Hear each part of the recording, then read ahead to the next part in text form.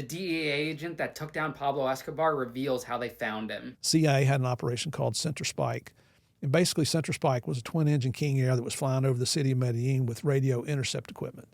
So when Pablo would change his frequency, those guys were flying over. That was their job, was to find his new frequency. On December 2nd, 1993, Pablo was talking to his son. Prior to that, the government of France had donated these vans that contained radio directional finding equipment to Colombia in the hopes of trying to help capture Pablo Escobar. The algorithm that they used back then was triangulation, which tells you, Medellin is built kind of in a bowl. And so you put those three vans in three different locations around the city in high spots, so they're shooting their beams out. And where the three beams with signals come together, that's where your target telephone is emanating from. But the margin of error back at that time, that could be 2 or 3 city blocks large. So to refine that margin of error, you send people in holding these handheld antennas, and they got a meter. And the way you use these is you ride down the street holding it out the window like this. So there's this lieutenant. He had taught himself how to use these antennas. So on December 2nd, Pablo's on the phone talking to his son, and they've triangulated on it. They've gotten it to a general area, and Lieutenant Martinez with the drivers driving down the street trying to refine that margin of error. As he's driving down the street, he looks up. His little meter's telling him to look over this way. He looks up, and he says he can see Pablo standing in the window, looking out the window on a phone. Now, do you ever see anybody driving down the street holding an antenna out like that?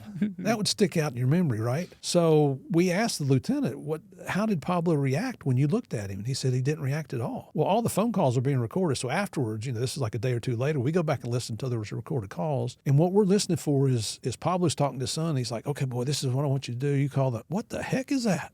Because he had seen it. There was no change in his voice and in inflection and his tone, nothing. And the only explanation that any of us have ever come up with, believe me, we've had this conversation a lot of times, is that as you and I are talking, like even right now, I'm talking to you and I'm looking at you, but I'm not really seeing you. I'm reliving all this stuff in my mind that I'm telling you about. So I can maintain eye contact with you, but I can't tell you I can't tell you, I know now you're holding a pen, but I wouldn't know that. So we're thinking that Pablo was so engrossed in his conversation that he's not realizing what he's seeing as the lieutenant's driving along in front of him. Because if he'd have seen it, you'd have heard a reaction on the phone call, and I'm sure that him and his one Sicario that was left, Lemon, would have taken off out the back of they were in these row houses, but it didn't.